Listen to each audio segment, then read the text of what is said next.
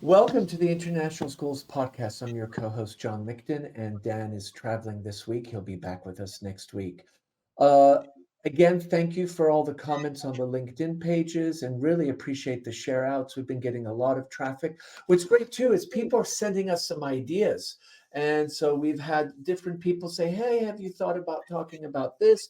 Here's some people you could connect with. And we really appreciate that. That doesn't guarantee that we take on everything because we get often more suggestions and we take the liberty of editing things a bit. But we do appreciate the support, the traffic, the comments, and the feedback. So thank you. And our LinkedIn page is a good place to go and find out more. One of the things that, we always talk about different aspects of international schools. And over the last few years, and I'm not a cynic and I don't want to come off like that, there's this whole makerspace STEAM thing. And makerspaces now are kind of part of the language of school curriculum, of school activities. Some are in the library, some have their own places, some are part of after school activities. And now you have many schools building STEAM centers. And sometimes this is attached to significant large sums of money and equipment and infrastructure and kind of reshifting and re-navigating what does STEAM mean in a curriculum? How do you embed this? How do you connect with this? And what's makerspaces? Do we need to teach kids how to use scissors again and various other things? So I could have thought about two better people that are going to get us going, and it's going to be a little crazy, but I love it.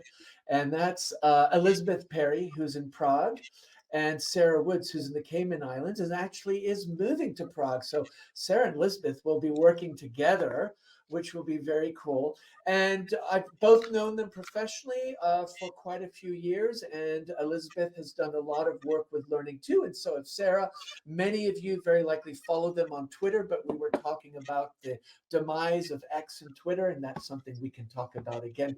But really today it's an opportunity for us to kind of together unpack and explore this idea of makerspace and STEAM and some history and what are the approaches and dispositions that both Elizabeth and Sarah really are trying to facilitate, and how are they supporting their own school leaders? Sarah, Elizabeth, welcome to the International Schools Podcast.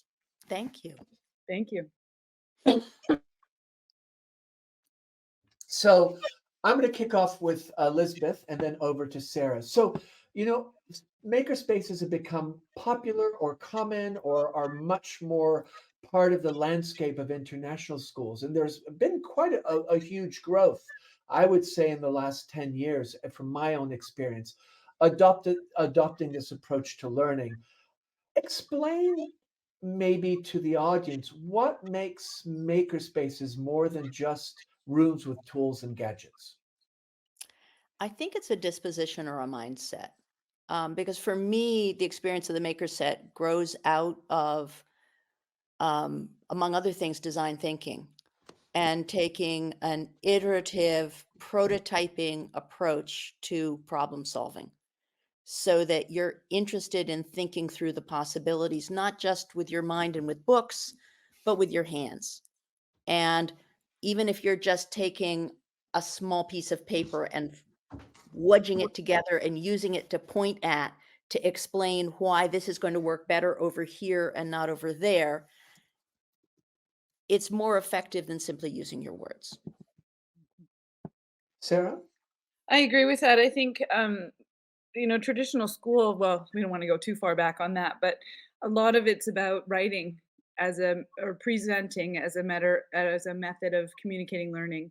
And I think what our kind of underlying goal is with the makerspace is to give students an opportunity to engage in learning experiences in a physical and dexterous way. So it's not just this one pattern of kind of logical thought into a pattern of a essay or presentation, but it can actually expand in a multidimensional way, engaging their brains in a new way of expressing their understanding of a concept.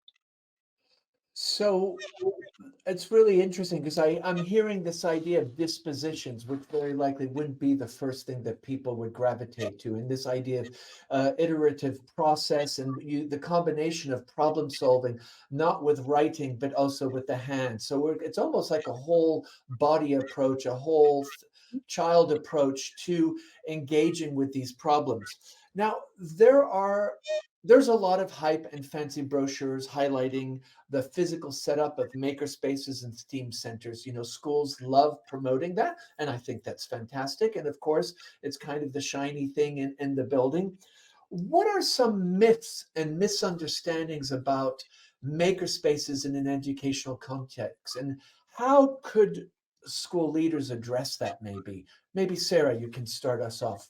What are some of the myth and misunderstandings that often you see when you talk to school leaders or educators, or what you're seeing in the landscape?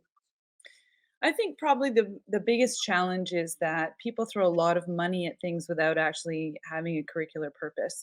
And they tend to go for big names and brands. I'm not going to name any, but the things that they often buy are not actually in the same mindset as making. I mean, a really effective makerspace has like paper and cardboard and scissors and safe knives and glue. I mean, it's really not.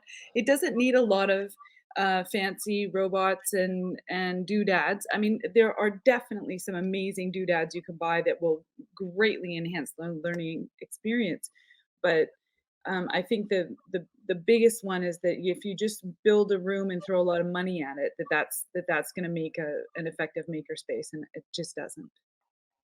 Interesting. Elizabeth? You really need you really need you really need the vision to facilitate this process of working, this process of making things that might be messy, this cultivation of resilience in students. And that's really the prize of the makerspace, not however many laser cutters or what type of 3D printers you have and how big is your vinyl cutter. Do you have a full wood shop? Do you have a metal shop? Do you have, um, it's like I mean, I can come up with a huge list of things that um, a university level fabrication space might need. Mhm. You don't need that to get started with making things across your curriculum and with seeing the benefits of a maker mindset and of trying things out. As Sarah said, you can use paper, you can use cardboard, you can use discarded materials from throughout the school. I have a box labeled small for reuse, and it's everything from failed 3D prints to the liners of chocolate boxes to bent safety pins to scraps of foil, scraps of cloth, things that would otherwise have been thrown out in my house and other people's. And yet that box is gold when a student comes in and says, I need to show how a nuclear reactor works and I need to build a model that I can label. And it's like, well, would any of these pieces help? And they get going with a glue gun and have really fruitful discussions with their friends about what goes into a nuclear reactor and what things they need to show and which of these weird pipe cleaner-ish broken plastic elements would help get that idea across. And so you see this transfer of understanding, you see this putting language to a process and through adapting through material that would otherwise have been thrown away. So it's about how do we help students understand that they can make things and then they can make things to as a way to explain ideas to themselves and to others. Mhm. And I think it's so interesting how both of you are really highlighting that the tools, it's nice to have tools, but that's not the importance. And often when you go to some of these maker spaces, there are rows of sewing machines, rows of 3D printers, and you're just thinking, wow, that's pretty impressive. But what I'm hearing very concretely, it's about what can you do with very little, or actually with very little, you can do so much. And there's Mm. so many opportunities, as with your box that you just highlighted. And it kind of reminds me a bit of the Apollo 13 scene, when they have the square that they have to put into the round tube, and they basically dump everything that's in the Apollo 13 and they say, okay, work it out. And Right. I feel that both of you are really kind of leaning or saying that is that it's not so much about the shiny tools, it's with even the minimum, but it's that iterative process, it's the way you're thinking, how you're problem solving, and all those things that really make it so rich. Do you think it's not possible to do that then in a traditional classroom, Sarah? Um, it's an awful lot of. It's surprising how ill-equipped our classrooms are for making things. I mean, kids are constantly coming in my room to collect scissors and markers even just to take into at the high school level, just to take into their regular classrooms that just don't have enough of the basics to do it. The other piece that I just remembered is storage is a major factor. Not just storage of all the stuff that you collect, like the box of all the doodads, but also the student work needs somewhere to live while it's in process. It's fine if it goes when it's finished, but there's nothing that says your work is unimportant, like not having somewhere to put it. Yeah. And this year, I've got these sliding drawer containers. Every kid gets a drawer. There's enough room in there for all their stuff, and their level of engagement and pride in their work has just completely shifted just from having a place that's got their name on it, and that their work belongs in the space. Mhm. And I think that's really important is that message is that you're working on something that's in progress and it's out there to be seen. There's value, it's highlighted, and that really empowers the child. Elizabeth, traditionally, very likely, if we think of schools 100 years ago, there was a big, more apprenticeship type of philosophy because, there was the written and reading and math, but there was also this whole idea of trades, and trades were very important. It Mhm. sounds like that in some ways, what the makerspace is kind of recalibrating and saying, we spent so much time on writing and reading, kids have forgotten what an iterative process is and what is it problem solving with the hands. Do you think is that kind of the evolution of makerspaces from your experience, or is it really just something else? I don't know that it's a return to shop class and home ec, although those skills are incredibly useful. But those courses were much more designed as specific trajectories and sets of skills towards a particular vocation. What we're seeing and thinking now is that the process of making is interwoven with the process of thinking and the process of problem solving. And so that it can apply across different parts of the curriculum.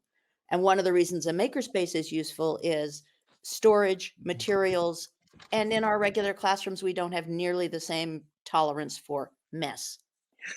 Yeah, yeah, But absolutely. seriously, that like you can use hot glue, but you can only use it right here in this tiny corner. So that if you're working on something big and unwieldy, I've had students who are making dresses or pajama pants spread out into the adjoining library and hallway because they needed to lay out fabric. Now that's a special case, but and then they come back into the room to finish what they're working on because even our makerspace isn't big enough sometimes for the spreading out that needs to happen. But it can be home base for that. Um, Yeah, I think that's a good point. People are a little territorial with their classrooms, and there's something about mess. I think generally teachers like to have control in the classroom, and there's a flow of activities and different points, entry and points to learning.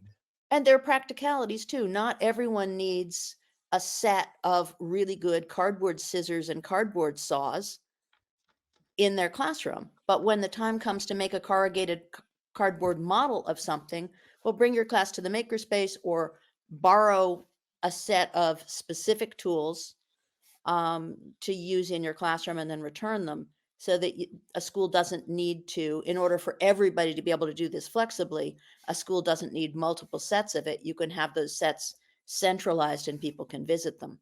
Yeah. One thing you said, Elizabeth, that I'd like to hear from Sarah is you talked about this kind of, I think of it as three pillars. There's the thinking, there's the problem solving, and there's the making. And those three kind of words keep coming up. And it's the idea that if you're making and problem solving and thinking at the same time, maybe there's greater capacity to solve problems than if you're just thinking and problem solving, but it's all done through text or video or within a classroom, auditory and verbal. Do you think, Sarah, kids actually find greater success in engaging with more complex problems in a makerspace environment because they can pull their sleeves up, get their hands in, cut something? As Elizabeth was saying, somebody was making a pants. Do you think that making part is almost giving them more ammunition in the thinking and problem solving? Yeah, and here's my example. It takes a student from 1 to, well, actually, I've got a couple who can't get there yet, but it takes about, 6 weeks for a student to truly start to understand how gravity works. And I'm pretty sure that the amount of science class time given to explaining gravity is not that long. But when you're 3D printing, um, over and over and over again, walls collapse, things fall down, things end up stringing because of a lack of understanding of gravity. And I have a project, I actually do a series of projects that build on this concept. And they start by making a house, a projected house for a disaster. So they fly in a giant 3D printer and it spews mud and it builds houses for people after some kind of disaster, and the kids have to design a house that'll work and won't collapse it with this very simple materials. All they get is mud and this, robot arm. And most of the first prints would collapse. And it's really fun watching them say, wait, but all the windows in this building are straight across. Why can't that work in this context? And I'm like, you think your ceiling is holding up because it's like just magic? I mean, there's things happening here and there's things supporting things, and it's really interesting just watching them. Like, it's almost like they get itchy in their brains trying to grapple with this concept that's not just, it's not just I read it on a page and I memorized it and I consumed it and I'm just going to kind of spit it back to you in some pretty paragraph. I mean, like, if you don't understand how gravity works, you cannot build a house that will stand up. And so it puts a real kind of, I don't know, stakes into the process. And no amount of flowery language or, effective essay writing or good presentation skills is going to change a collapsed window. I mean, Yeah. Yeah. it has a kind of natural consequence, if you will, that other classes don't always have the opportunity to offer, or the time to give kids a chance to kind of iteratively work through and be like, okay, that didn't work. Maybe I'll try this angle. That didn't work. Maybe I'll try an arc. Maybe I'll try this. And then when they get there and they're like, oh, yeah, it's gravity. And what's interesting that you say is that the natural consequences, I think, is something that really resonates with me, is that in the process of anything that they're doing in a makerspace environment, it's pretty immediate, the natural consequences. If the glue doesn't glue the thing, it falls apart. If you cut it wrong, it doesn't fit. So those are very immediate, very kind of live, real.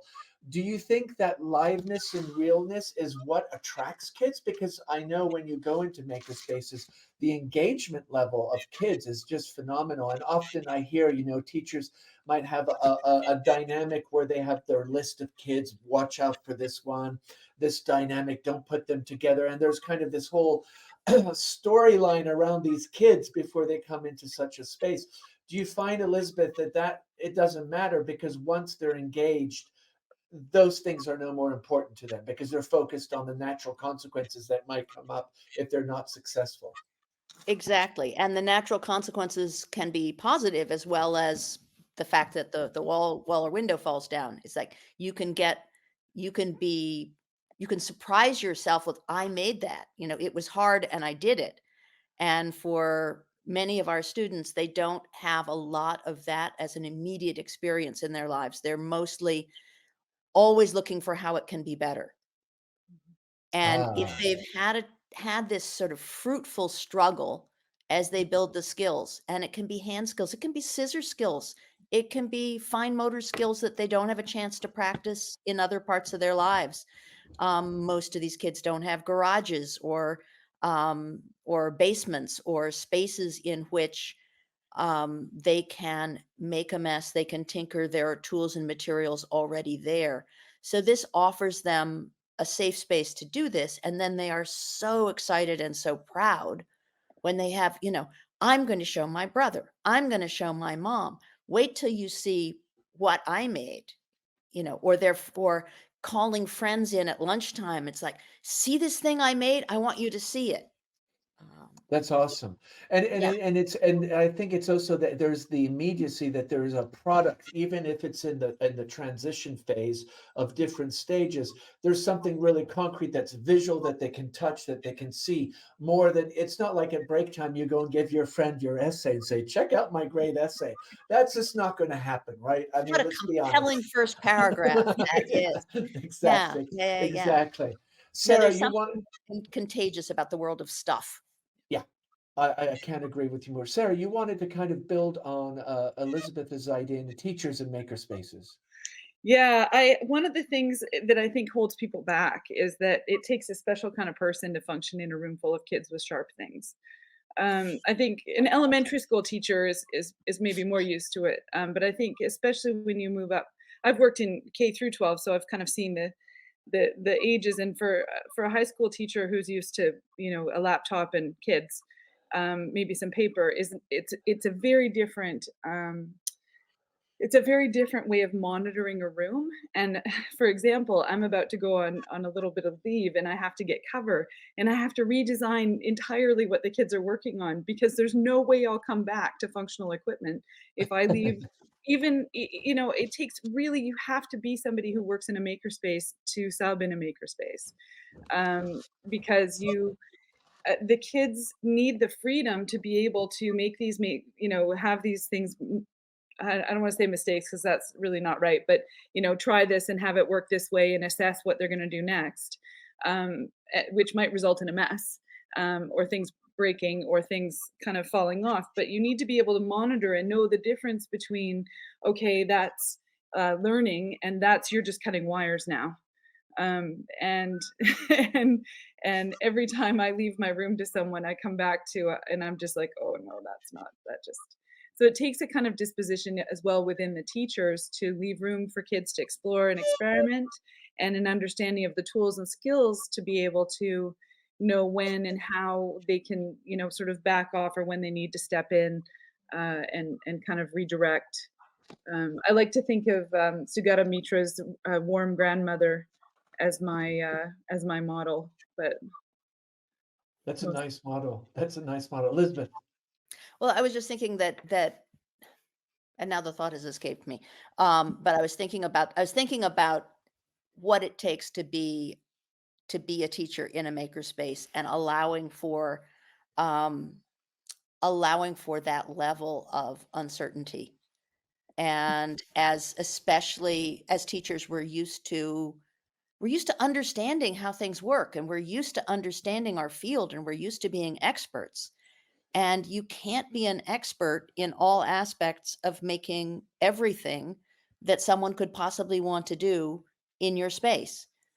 And so being able to be someone who is comfortable to safely model that kind of discomfort, that kind of, well, what would be a safe way to figure out how to do this, um, is that's something that takes a level of either experience or disposition, I guess, but mostly experience, mostly being comfortable with not always knowing.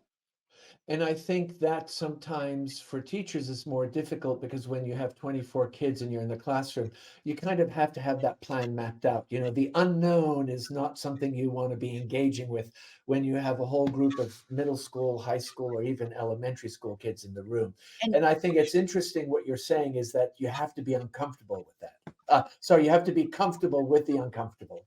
and you set up guardrails, you have safety rules in the space, Mhm. you have we're maybe going to start here, and here is the problem or the challenge that you might be trying to work on.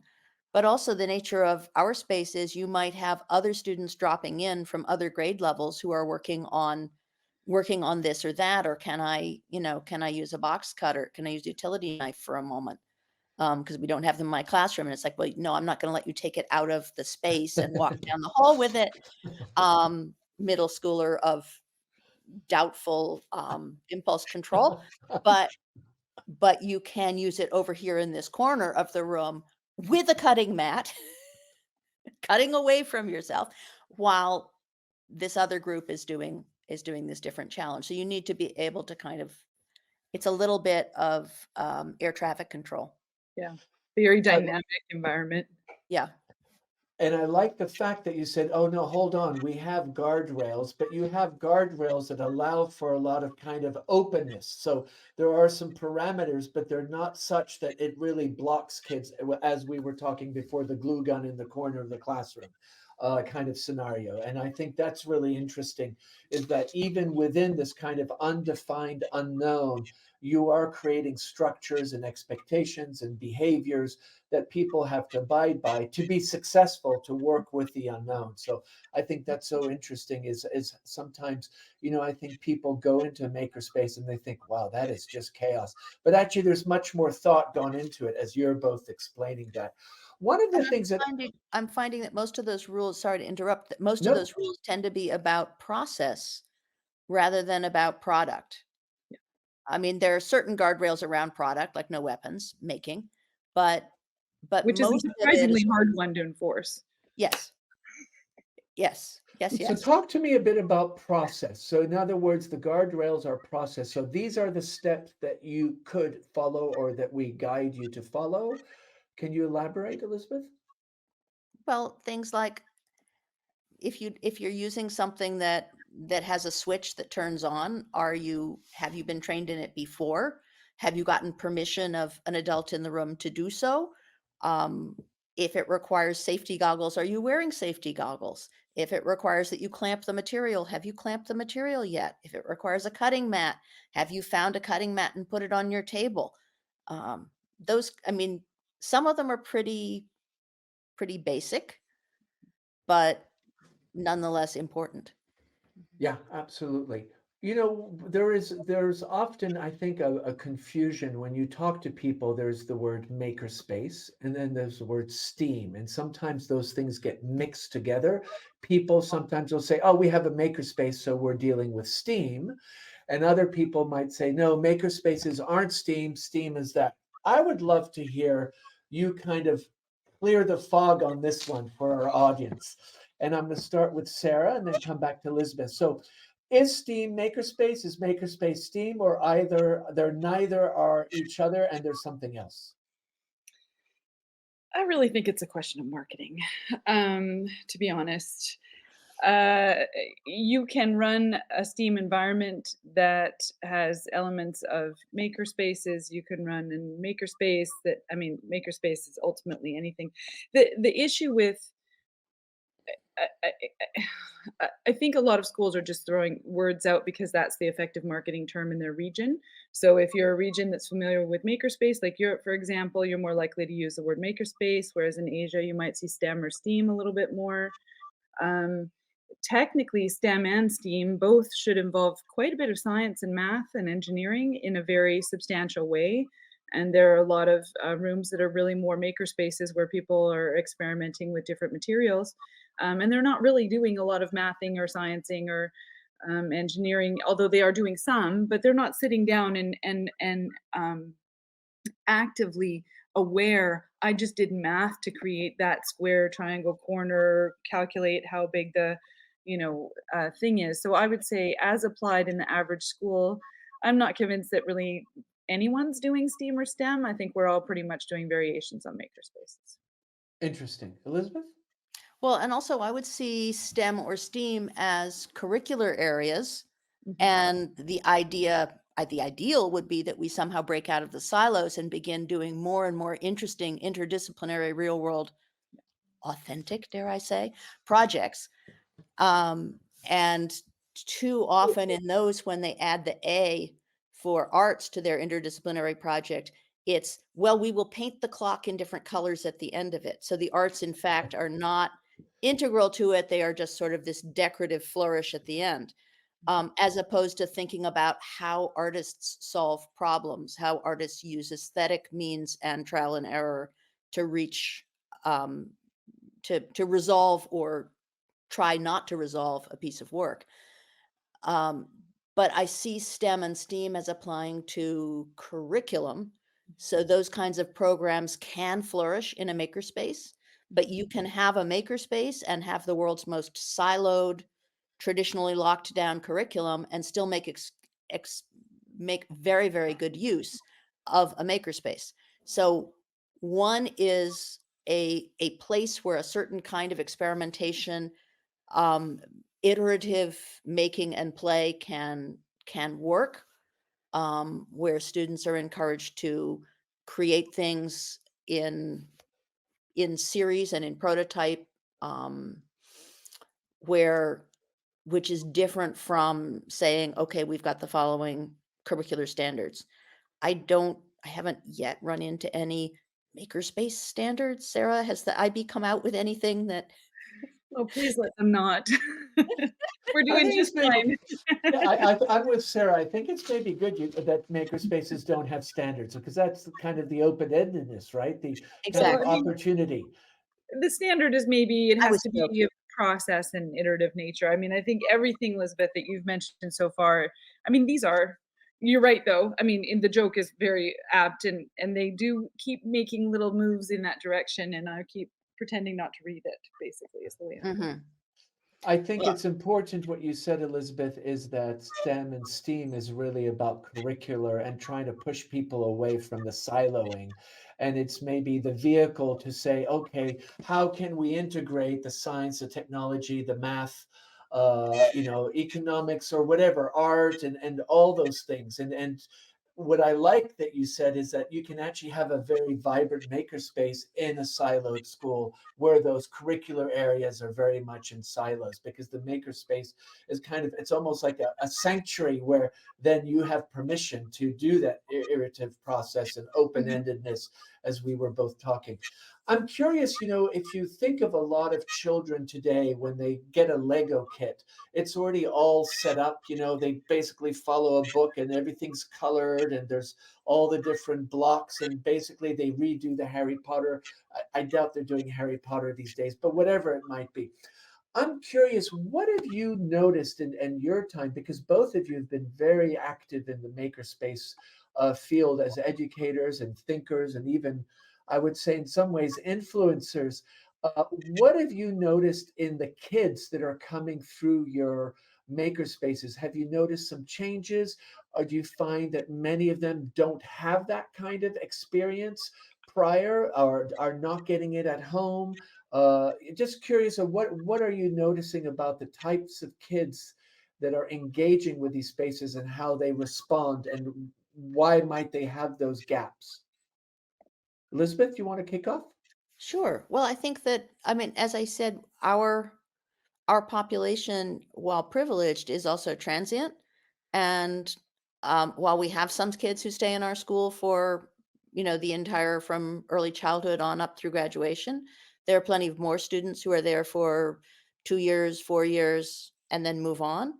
And where their families live and their family situations mean they don't necessarily have the junk room, that many of us grew up with, who lived in one place and didn't move around. So having access to materials that no one cares if you break them, um, and we have kids who are very used to being high performing. They are eager to do the right thing. They're eager to do it correctly. It means that they're not always so resilient when it doesn't work out or they don't have the explicit Lego instructions for now or IKEA furniture assembly instructions. Now there will always be a couple who will like, let's just throw away the manual and let's just I already know what I'm doing, let's just do it. And they also run into issues. But the slow development of craft, of practice, they're used to that in sport. They don't expect that they're going to have every football skill of their favorite star when they walk out on the pitch. Most of them understand that about music, that they are not going to be playing first chair Philharmonic the second they pick up the violin. And they're not going to give up instantly because I'm not good at that. But with some other skills, they're used to being good at things. And so being a little bit clumsy because they haven't practiced with scissors, they've never threaded, the student where it takes an entire block period to thread a needle. And they are triumphant at the end when they finally get it. But it's a real struggle because it's not something they've done before. And so that struggle, I think, is it's character building. It gives them a way into resilience. And because they have these immediate results, both the negative consequences of it didn't work or the positive consequences of, can you believe I made this? I didn't think I could do this. But, I've made a pair of pajama bottoms and they have two legs and you can put them on. And my friend said, oh, that's cute. So that's triumph. But it takes a lot longer to get there than it might have in an earlier generation. I think because they're just, as I said, used to having procedures spelled out for them, used to being very good at following those procedures. And so when suddenly there aren't the procedures, the procedures are much more general, how do you think this might work? Why don't you give it a try? Why don't you make a, a much smaller model? Why don't you make a low resolution model of this to see if you can understand how it will function and then make the high resolution model? Those kinds of processes. And I think it's interesting the idea of the junk room. And, I'm just thinking to my own personal experience, and I think that's so true. And also the transience. And I think, nowadays, a lot of kids in their homes, a mess is not always perceived as a positive, as you might see it in the makerspace environment. And I think that resilience, and again, you brought that up, the idea that, oh, it didn't work, but I have a consequence that it didn't work right now, or it did. And I think those things that you bring up are just so powerful. Sarah, I don't know if you want to add to that. I have a couple things.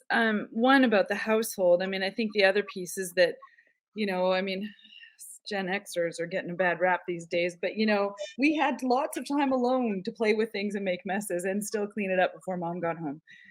So I think that the kids today are so highly monitored that there's not really a lot of experimentation that they get up to with making messes at home.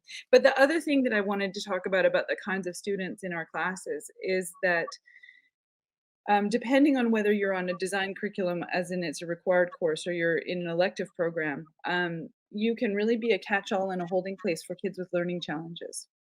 And that is actually a real benefit to those kids in that they finally have a place where they can not be constantly under this, specific instruction, follow the rule, do it this way kind of approach that kids who have trouble tracking information in lists and some of the processing speed things kind of are equalized across a room of students.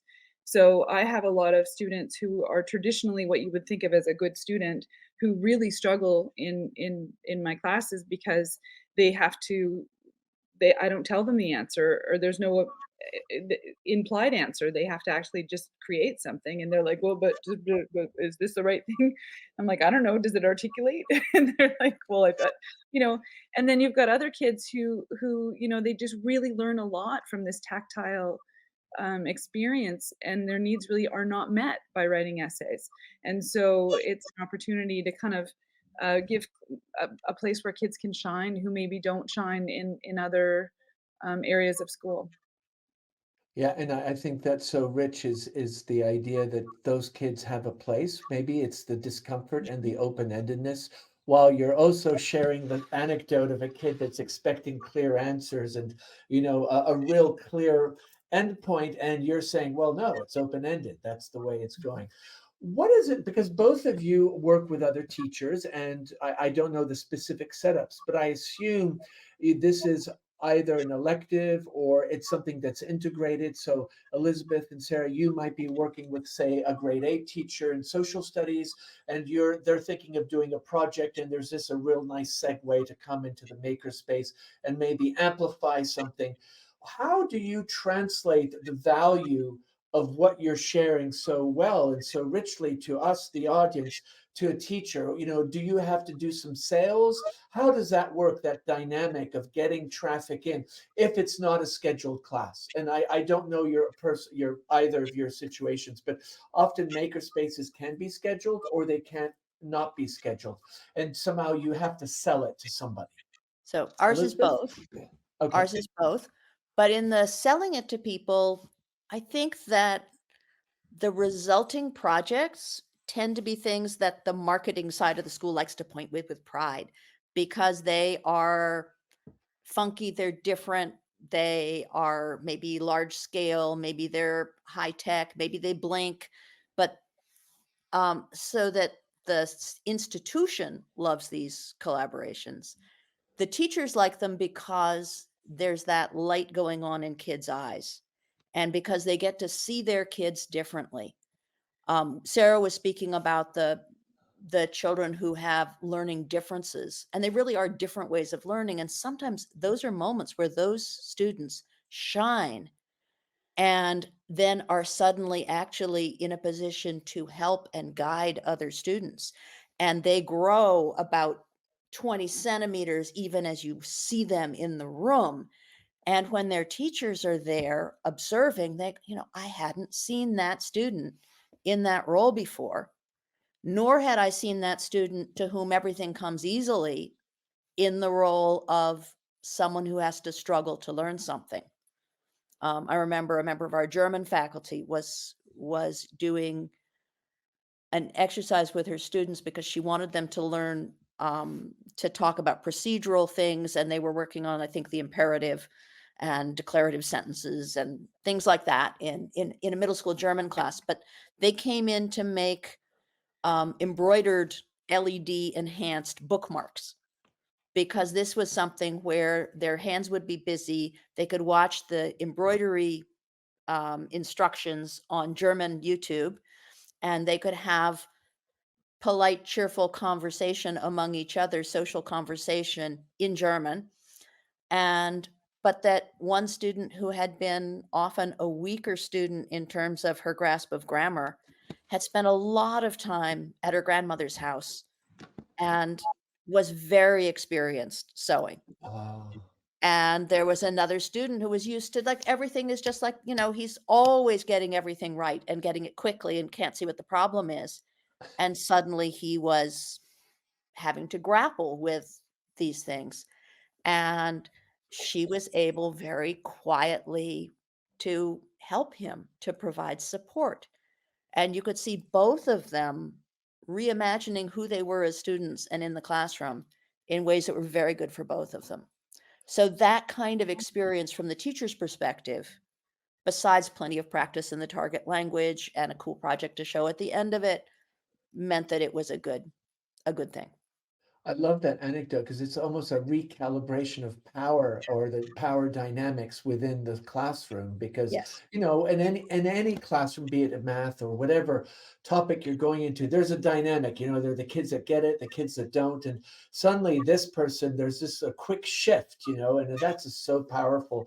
And I love the way you describe she very quietly. So understanding also the egos in play. That's just fantastic. Sarah, I don't know if you want to add a bit how you're approaching the integration with the teachers and supporting teachers to understand this. So my role here is not one of integration, but my skill set requires it. I just can't really seem to stop myself. So whenever there's an opportunity for me to kind of pop in, and what I've found is that what I'm trying to do is identify some ways that the things that I do could maybe kind of spread out into other classes. One of them, quite separate from me, the English classes do a documentary now as one of their projects. The kids have to go and make a documentary. And in all of my classes, the way that students demonstrate their process of learning, I ask them to make a movie in Canva. And they love it because there's all kinds of resources. It doesn't depend on any, filmmaking skills. And even the worst filmmaker can make quite a decent little project in Canva. And what we're seeing is that bleeding over into the documentary filmmaking. So they've got more skills in terms of how to make a film that puts together and flows well. And then when they're going to do it with other things, they're doing it there. But when I was working with the younger kids, I found I just had to have enough kids in after school activities so the kids knew me and would kind of give me a reference with the teachers. And I would just subtly be like, "Oh, you're doing this thing. Do you know that you could do that using this?" And kind of try and sneak in. In math, often there's some entry points. Language sometimes. But a lot of times the makerspace piece can be viewed as very time consuming and extra. And it's very important to imagine how you can still have it be a makerspace activity. So there has that openness and that freedom without just kind of going off book and just taking extra time. It's Mm, mm. always a struggle I when it like the comes. way that you try to get the kids to be your reference Yeah, with the they're the best. teachers. That's just wonderful. Yeah. With the after school activities and absolutely. Both of you, I assume, you don't go and get a degree in makerspace. I don't even know if educational departments have a makerspace bachelor's or whatever. I'm just curious a bit about your own journey as makerspace facilitators and creators. What was your journey, and are you making at home? Is that part of the narrative of being a makerspace person, Elizabeth? Well, my mother worked for an inventor when I was growing up, and so his sayings made their way home to our house. One of them was any problem can be solved with the materials on hand in the room at the time. And so Like this that. was very much a household mindset. Particularly my mother, who worked as a scientist for most of her career, and then when the last college tuition was paid, she went to art school. So, I am so sorry. No, no, no, Uh, no worries. um, so then, but so I grew up making and tinkering and working on projects in the basement. My formal background is in literature and writing. That's in fact my PhD and my Master of Fine Arts. I just wound up in the educational technology field when I began crashing my computer a whole lot. And because I was a humanist, I was good at explaining to other humanists what you might do with this tool. Along the way, I discovered programming, and that was a whole new set of paint boxes and possibilities. And so have been making my way through this space. We had a tech shop open up when I was in Pittsburgh, and the vision for that, which I think eventually they went under, but the idea was that it was something along the lines of a gym, but with maker equipment, so that Nice. you could join it and pay a monthly fee. And somehow in their opening year, we won a raffle and won a family membership. And so every day after school, I would go and learn how to use the laser cutter and learn how to use the 3D printer and learn how to use the embroidery machine, because we didn't have those at my school, and I didn't know I could imagine the possibilities, but didn't know what they were yet. And so that was how I began to get the training on those things.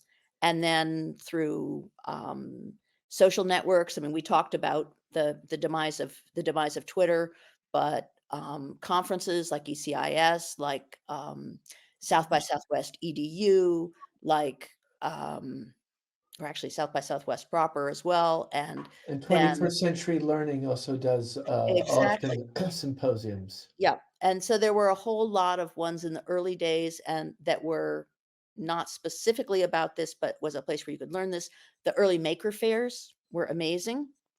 For our 25th wedding anniversary, my husband and I went to the World Maker Fair in New York City because we decided that the 25th anniversary was the silicon chip anniversary, and that we would go because that was what we most wanted to do. So we took a That's trip and did awesome. that. Oh, fantastic. What a So it's lovely been story. self-education along the lines of things I was already interested in, a Yeah. tinkering disposition. A tinkering disposition. Yeah, and that definitely comes out. Sarah. Um, same, different. I think a strong working mother is a commonality we share. My mom is amazing with her hands. She always said she should have been a surgeon, and she's probably right. But she's always, been knitting or doing some kind of something. So we all learned, my brother included. It was always kind of everybody doing those things, but we didn't do and all the time you have on your hands in the old days. But my father started a tech company back when people didn't have tech companies, and he wrote, and so he was in testing. So he wrote driver license tests, and did the first driver license test with a laser disc video that you could watch cars and then answer questions. I know it's normal now, but at the time it was revolutionary. Wow. No, That that was is revenue. That's huge, huge, especially on huge. a laser disc. That's It was awesome. they were like they looked like big, vinyls. But, I mean, so that was what was going on in my household in high school, and so I had a computer when no kids had a computer. I would, summer jobs, I would help at his office. So the tech piece kind of, really, it was free labor for him. It wasn't even that he wanted to, get his daughter into technology. But the thing I wish is that I had actually recognized that I had an affinity for it, because I would have done more in school instead of a literature degree, which has been very good for communication skills, but not much else. Um, but that tech sort of propelled me into working in tech companies, and then working in schools in tech. And then when you're working in schools in tech, you eventually end up in a makerspace, just kind of by accident. And I am a total tinkerer, and I love to play with things. And I think that's that curiosity piece of trying new things and not being afraid to try new things, is what all of us maker types share in common, is that we just like to play with stuff.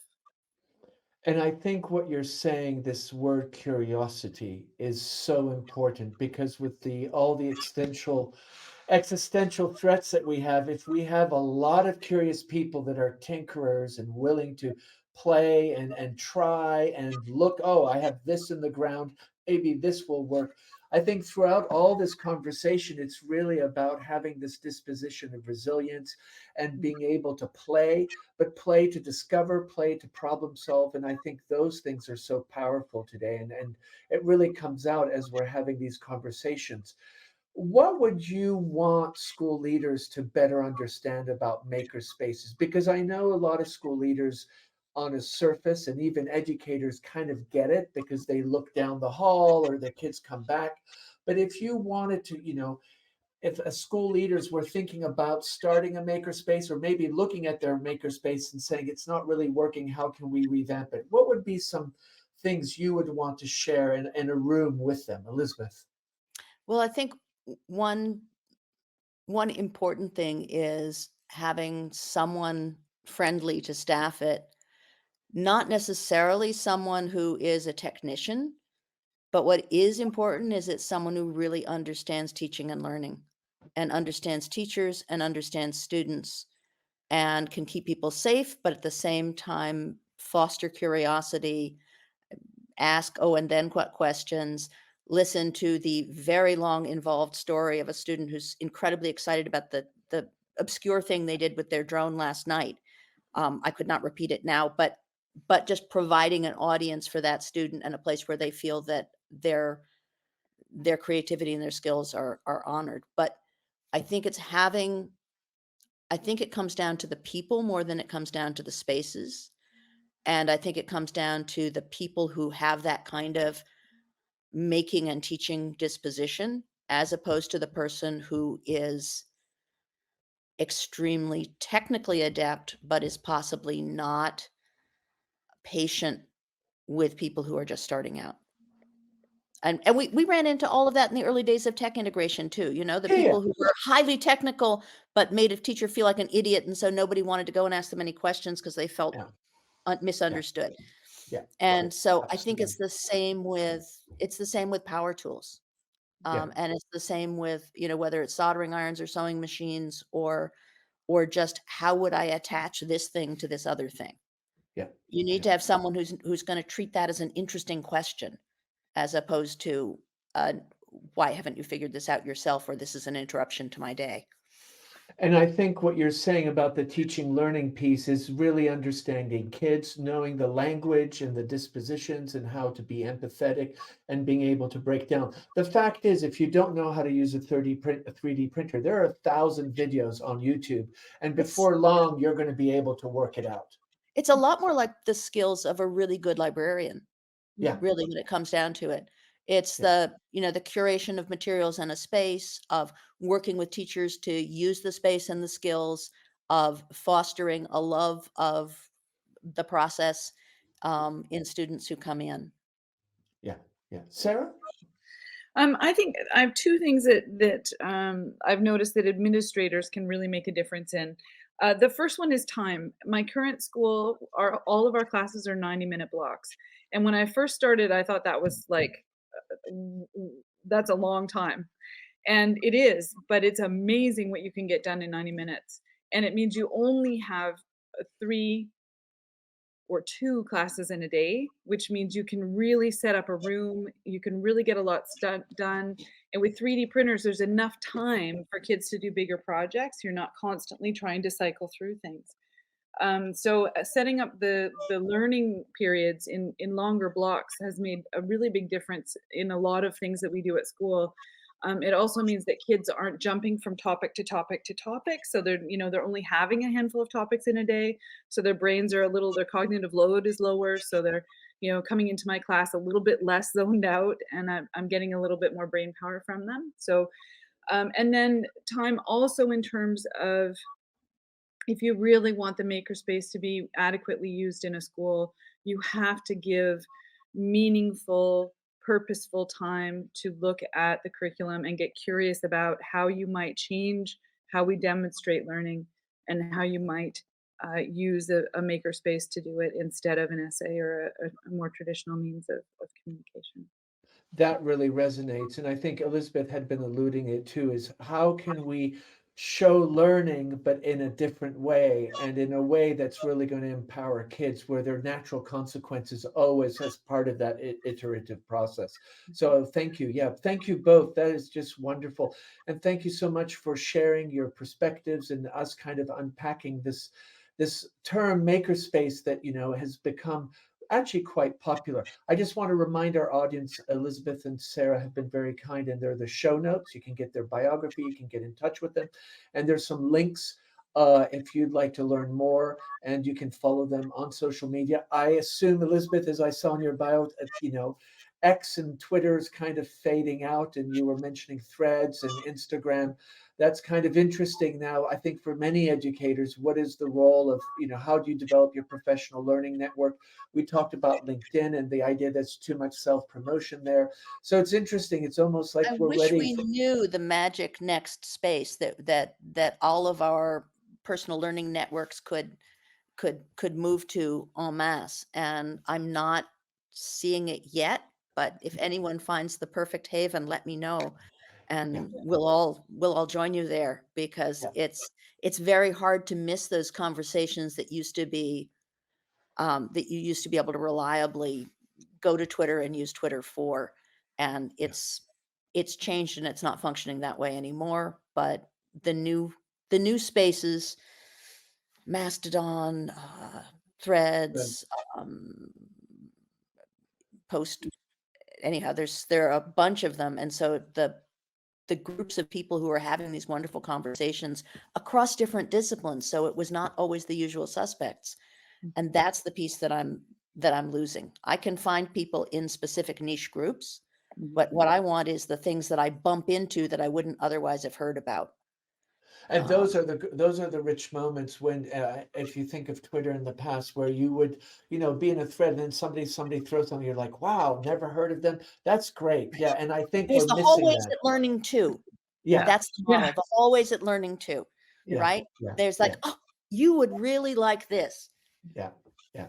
And I think that's why some of these online events, a 21st Century Learning, their symposium on Makerspaces, I Right. thought was really good because, and some conferences are That's starting not to up my have what street. what they call a virtual cafe. You just go into a room and share.